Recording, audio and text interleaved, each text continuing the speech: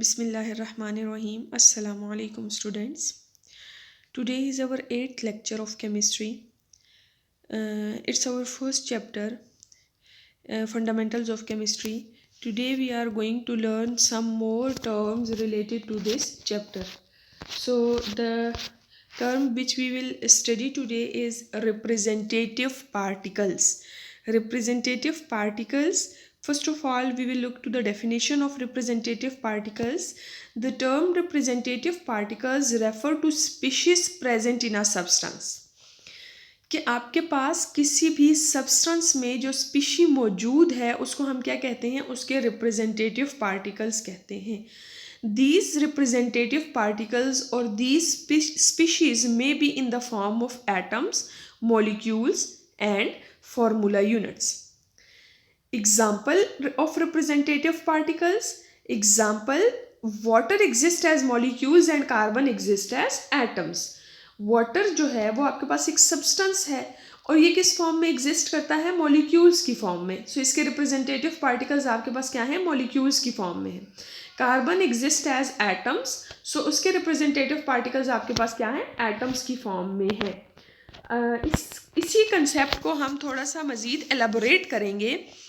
आपने इसी चैप्टर में सब्सटेंस के बारे में पढ़ा था. सब्सटेंस आपके पास डिफरेंट फॉर्म में हो सकता है. The three main different forms of substance are element, compound or molecule, and the third one is mixture. So now we are going to study the representative particle present in these all type of substances. So जब आपके पास substance element की form में होगा तो उसके representative particles क्या होंगे, atoms होंगे या फिर आपके पास मॉलिक्यूल्स होंगे. ठीक है, एलिमेंट के रिप्रेजेंटेटिव पार्टिकल्स एटम्स की फॉर्म में भी हो सकते हैं और मॉलिक्यूल्स की फॉर्म में भी हो सकते हैं.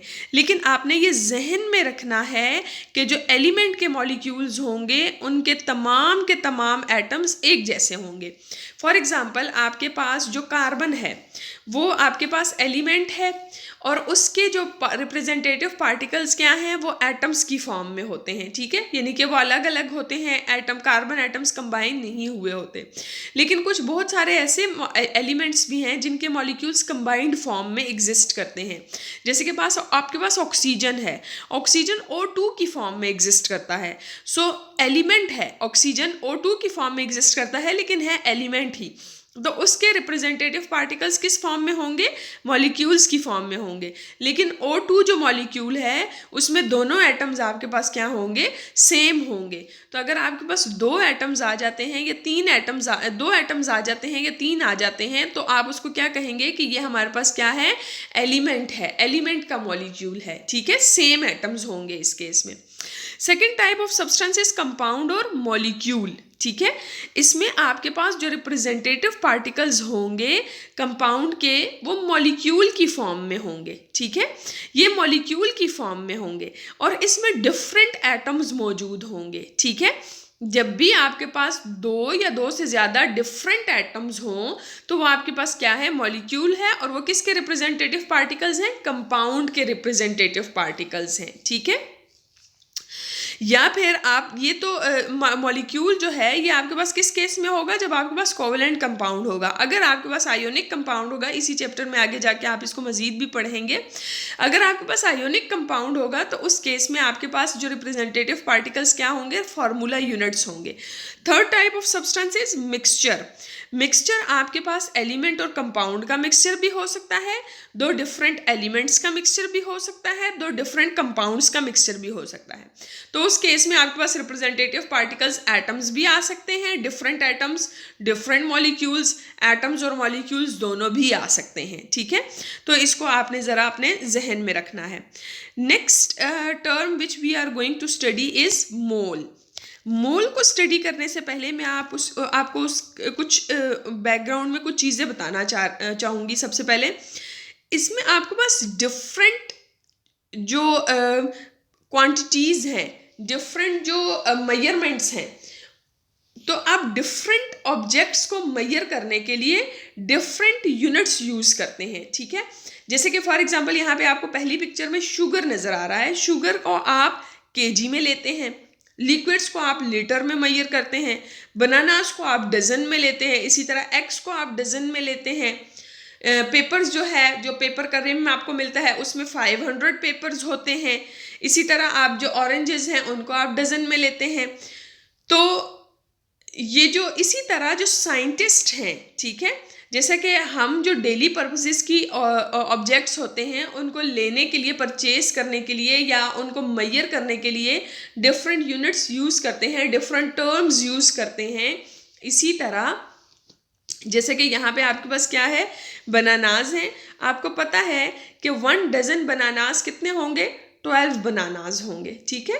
1 डजन बनानाज, चाहे वो छोटे बनानाज हो चाहे बड़े बनानाज हो, लेकिन 1 डजन बनानाज में हमेशा आपके पास 12 बनानाज ही आएंगे, ठीक है। तो इसी तरह साइंटिस्ट जो हैं वो एटम्स को, मॉलिक्यूल्स को, या हम ये कह सकते हैं कि रिप्रेजेंटेटिव पार्टिकल्स को मेजर करने के लिए एक टर्म यूज करते हैं जिसको हम मोल कहते हैं, ठीक है। सो 1 मोल ऑफ अ सब्सटेंस, अब हम इसकी डेफिनेशन देखते हैं कि मोल क्या है आपके पास। Mole is an amount of a substance that contains 6.022 into 10⁻23 particles of that substance. जिस तरह आपके पास 1 डजन बनानाज में कितने बनानाज आएंगे, 12 bananas.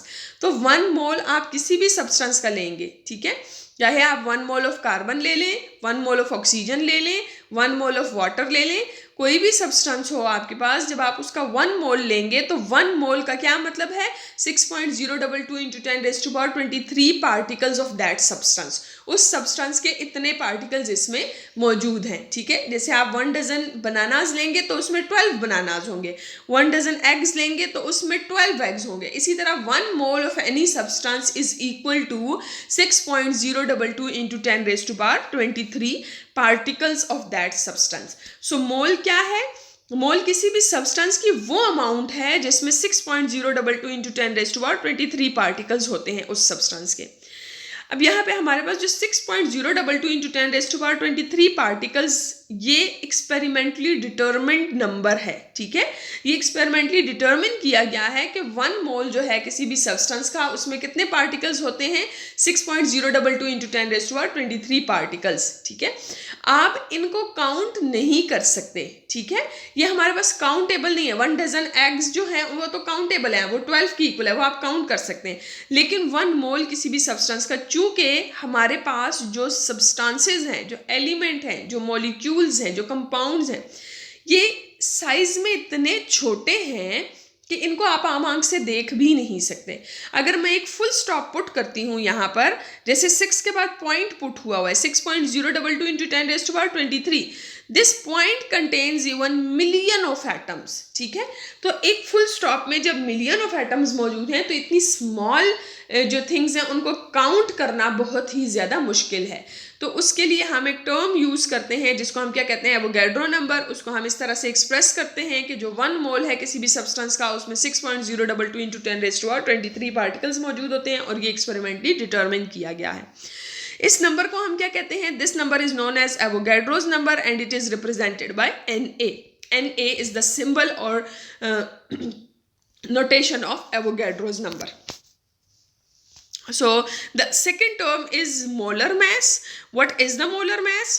First we will look to the definition of molar mass. The mass that is present in 1 mole of a substance is called molar mass. The mass that is present in 1 mole of a substance is called molar mass. Example, the molar mass of carbon equals to 12 gram and that of sulfur equals to 32 gram.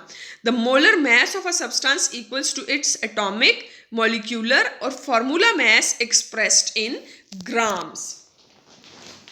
तो आपके पास जो मोल है, 1 मोल, ठीक है, हम ये कह रहे हैं कि 1 मोल में कितने पार्टिकल्स हैं, 6.022 into 10⁻23 पार्टिकल्स हैं।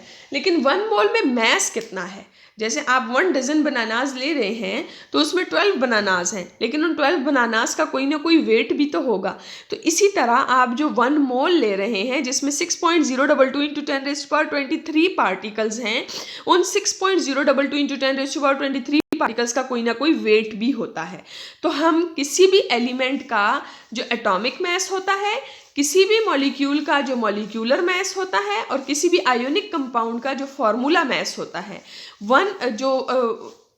आयोनिक कंपाउंड का फार्मूला मास जब हम उसको ग्राम्स में एक्सप्रेस करते हैं तो वो उसके 1 मोल के इक्वल होता है।